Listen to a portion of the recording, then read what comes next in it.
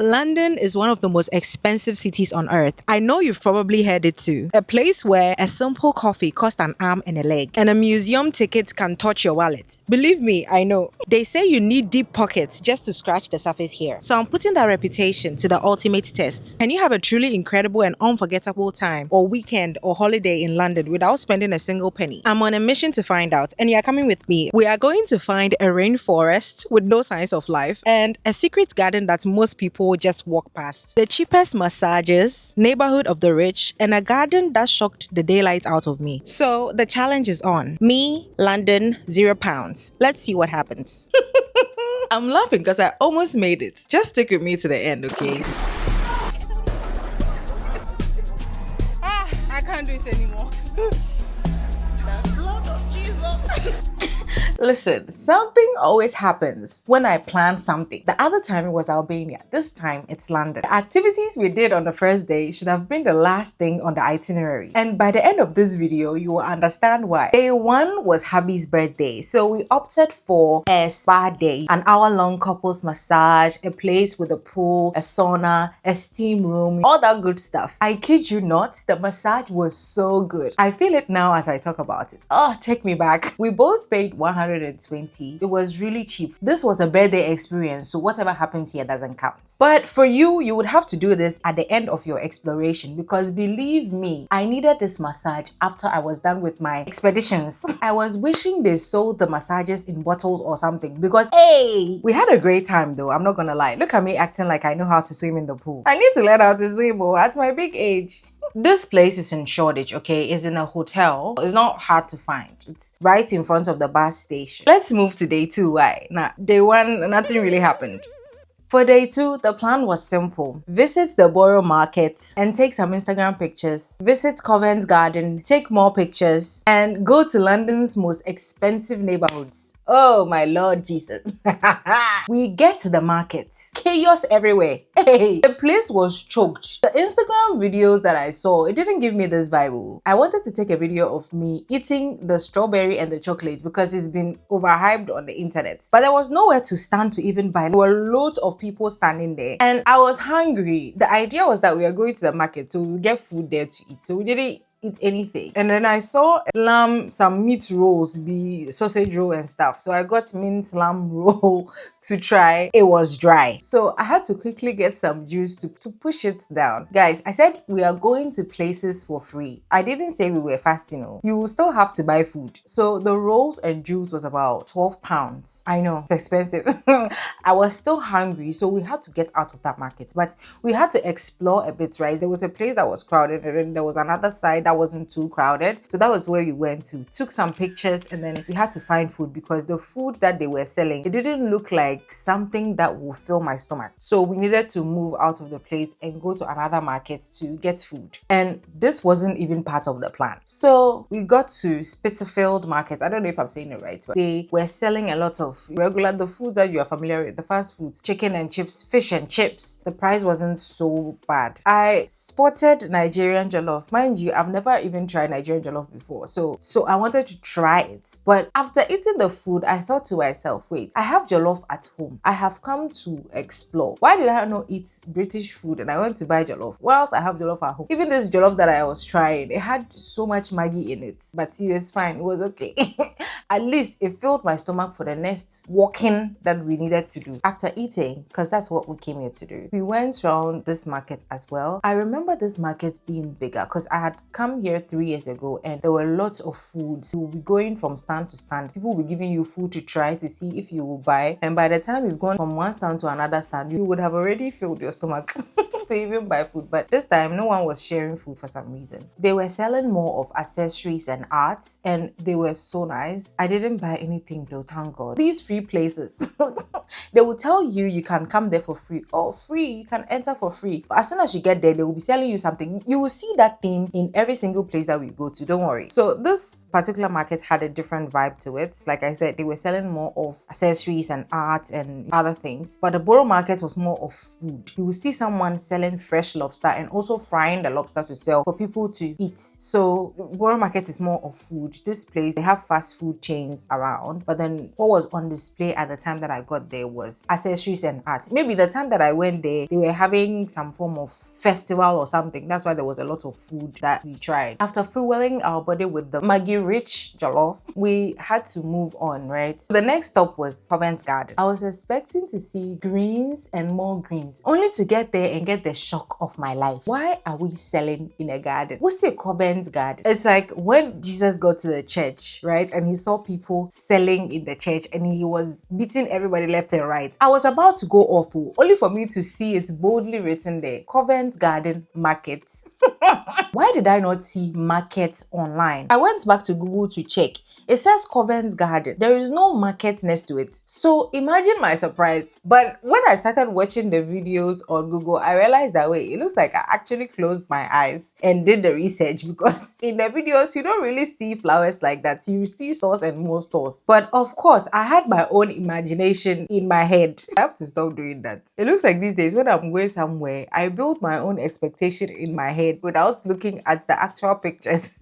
And then I get there and then I get shocked. So now this is the third market we are coming to in one day. The mission is not to spend anything, right? Remember, keep that in mind. But we've gone to 3 markets at this point. I'm only human. I can only resist temptations to a certain point. We saw high-end brand stores like Chanel, Dior, Louis Vuitton in the outside, and then we went inside to see what's also being sold in the inside of the garden. And there was a violin display. They were playing Pirates of the Caribbean theme song. What is the theme song? I forgot it. Yeah, it was tan tan tan tan tan tan. I was running to get a better view, but I got there too late. That was like they were about to end, but then they played more violin and we stood there for some time and then we had to go. When you stand there for a while, they will start coming to you for you to donate something. Say you want to watch it. Why are you standing there watching for free? They should be playing it for you for free. They need to drink water. When we saw them coming, we ran away. I was minding my business, looking at people's art and accessories around the place. And then I stumbled upon a perfume shop.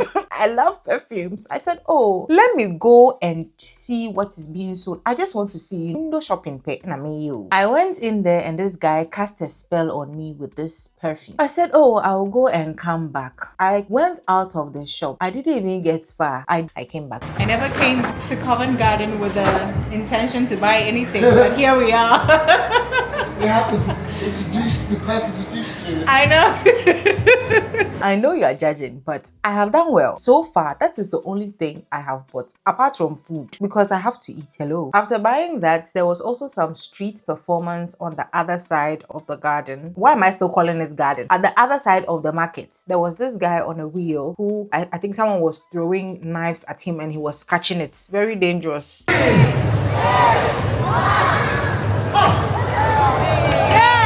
We also stood there, took some pictures, and then we had to head to our next venue, right? The walking that we had done so far, hey, say you want free things, you will walk, your legs will pay for it. So our next stop on day 2 was the richest neighborhood in London, which is Mayfair. At this point, my legs were actually begging for help because I didn't anticipate this much walking and I was wearing sandals. But nonetheless, Mayfair was a very nice place. When we entered the neighborhood, the air was different, and apparently this is where the billionaires and the celebrities stay. This is their hood. We could have taken so many pictures if we had come there earlier. And at this point, my legs were falling off, so we just had to find a place to sit and relax for some time and then maybe head back home. But I think you can also add it to your list. Maybe don't do everything that I did in one day. Maybe after going to all the markets for one day, the next day you can go to Mayfair, right? The place was really beautiful. We couldn't check every single place, but you will love it as well. And there were a lot of high-end brands there, Ferrari, cars and stuff like that, that you can actually go and do a little bit of window shopping as part of your daily explorations. After walking the whole day on day 2, it wasn't enough. Day 3 was for hiking. I did 25,000 steps and burnt 1,000 calories that day. Hey, I just woke up that day and said, this is the day I'm going to use my legs as a sacrificial lamb. We went for a hike at Box hill. The place is nice, right? You walk up a hill and then you get to a point where you see the whole of the town and you take some pictures. Now, when we got there, it looked like they had marked a trail for a marathon, or Centurion Marathon or something like that. And we thought it was wise to follow that trail. Mind you, this race is a 160-kilometer race or something like that. Anyway, we only did 15 kilometers. Why? We can't come and kill ourselves. When you're going up the hill, there were stairs. Someone had crafted stairs into the hill. I know. Yeah.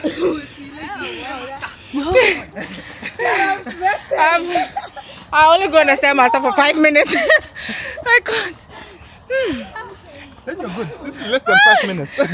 What wickedness is this? How evil can you be that you're looking at the hill and saying it would be very nice to add stairs into the hill? I was so upset at my hips. The hiking was fun. I like walking anyway. No matter how much I complain about walking, I like walking. So it was a fun activity for me. But tell me why we didn't see any animal, any squirrel even trying to cross us, or any bird like singing in the air. We didn't see anything like that. I don't know why. Or maybe because they've seen that people walk along that trail a lot, they've all gone deep into the forest. There are some really nice pictures that you can take when you get to the top of the hill. So if you love hiking, you can definitely add this to your list. But it's something that will take you all day. So don't try adding hiking and something else. After hiking, please go and sleep. It's okay, you've done enough. What we did on day 4 is what we should have done on day 1. The plan was simple. Go to the garden at 1:20, see some flower art, and go to the museum.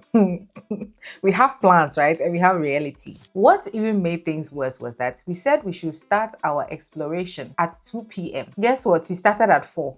Tell me why we came out of the train station and it was raining. I checked the weather app before I stepped out because I know the bipolar weather in London. There was no warning at all on the weather app. So me too, I was wearing my sundress.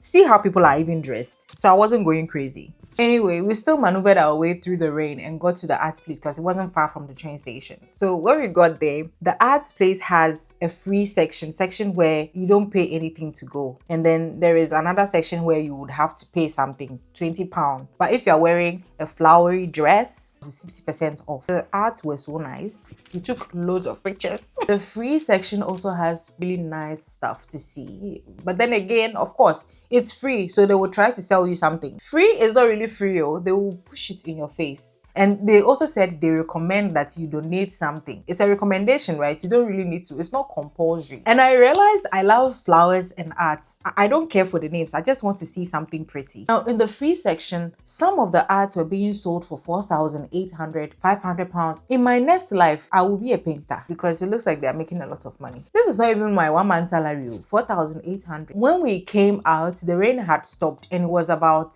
20 minutes past 5. So we had to quickly make our way to the garden at the rooftop, garden at 120. It's also close to the Sky Garden. And I also found out that the Sky Garden is a market. And the hope was that because we had walked so much, we just wanted a place to sit and relax for a bit and then maybe find food and see where we can go next. Only for us to get to rooftop garden with free entry, and there was a long queue to get to the elevator. Look at this is the queue to the garden. I think. Yo, it's a long queue. Do you see the shock on my face? I was so shocked, bamboozled, flabbergasted. What? The queue was moving, but we were too hungry to wait. Maybe we should have gone there first. So we had to leave. But from the videos I've seen, I realized that for this particular garden, they are not selling anything there. It's actually greens where you go and stand and relax and enjoy the breeze and look at London unfold beneath you. You also get a full view of Tower Bridge, London Bridge, Tower of London, and the St. Paul's from a distance. So it's basically like a free public park. The only disadvantage is that you might have to queue to get there. But I would say if I was to do all this all over again, this is the first place I would have started. Start your exploration early. Don't be like me and start at 2, maybe at 10, or if you choose this as your first spot, you get there, you take in all the calmness before the chaos starts, because there will be chaos. You will get lost, your legs will fall off, you will pay extortionate prices, someone will shout at you at the train station. It's a lot. So 4 days in London filled with incredible experiences, and my wallet is still somehow full. I only spent about 220 on perfume, gallery tickets, and food for all the 4 days. If you're not gonna buy the perfume, it's gonna be way less. When you're exploring London, London and you want transportation that is budget friendly, please take the bus and the train. Don't try taxis or Uber. Your money will finish. There is a lot of traffic on the way. When I was with my friend, she's also new to London. She said she doesn't know how to take the trains. Personally, I use City Mapper. And in the train station, there are signs that will show you, this is eastbound, this is westbound, this is district, this is Hammersmith, this is that. So you would have to look at the signs. And if you feel like you are lost or you don't know where you're going, ask someone. There are people in the train station who will help you. I remember the first time when I also came to London and I was lost. I thought St. Pancras was different from King's Cross. I got to King's Cross. I said, please, I want to get to St. Pancras. But it's King's Cross, St. Pancras. It's the same place. I went to someone for help. The person gave me a map, which didn't really help. I kept asking other people, right? They actually showed me and said, King's Cross and St. Pancras are the same place. Where exactly are you going? And then I explained to them and they showed me, oh, take this train, take that train. So you have to ask. Even though we look busy as if we are going somewhere, if you ask, someone will stop and help. Also, if you want free things, my sister, your legs will pay for it. Even if you are paying cry, you still walk. So don't think that, oh, you are going around London in heels. You will collapse. So wear the right shoes. And another thing is, London weather is bipolar. 1 minute the sun is shining, the other minute it's raining, next minute is hot, the other minute is cold. So just prepare. You can use the weather app, but like I said, the weather app is not always reliable. So just be prepared. You can actually have an amazing weekend or day in London without spending a lot. There is always something happening. If you spend all your money on hotel and flight, you can still do some free activities. There's a Notting Hill Carnival that happens in August that you can join. I remember joining this 3 years ago and it was so much fun. That is also a whole day thing. And it's a carnival where they go around the Notting Hill neighborhood dancing to Caribbean music. When I went the other time, there was some Nigerian music and Ghanaian music in the mix and we were dancing and it was so much fun. So you can also add that to your list. London's reputation for being expensive is very well earned if you stick to the tourist traps. When I was with my friend on day 4, she said she wanted to eat at a pretty restaurant. We got to the restaurant and the plates were like £35, £30, £25 and appetizer size was £15, £10, £12. Appetizer size. Even the actual one plate, the portion is not so great because they will only focus on the presentation and the aesthetics of the food than the portion size. So we looked at it and we left and went to a Chinese restaurant. So I would say eat more Chinese because the Chinese restaurant will give you value for money and the food is also nice. It is up to you. There are so many free things to see in London. I will leave an itinerary in the description box for you. Don't worry. 4-day experience. This city is so much more than a price tag. It's a place of endless discovery. So next time you think you can't afford an adventure here, think again. Oh, your greatest London story might be the one that cost you nothing at all. And that comes to the end of this video. Thank you so much for tagging along. If you had fun like I did, please don't forget to like this video, share and subscribe so you don't miss my next adventure or any videos from me. Oh, you can also check out my trip to Albania, which was also fun. And I'll see you in the next one.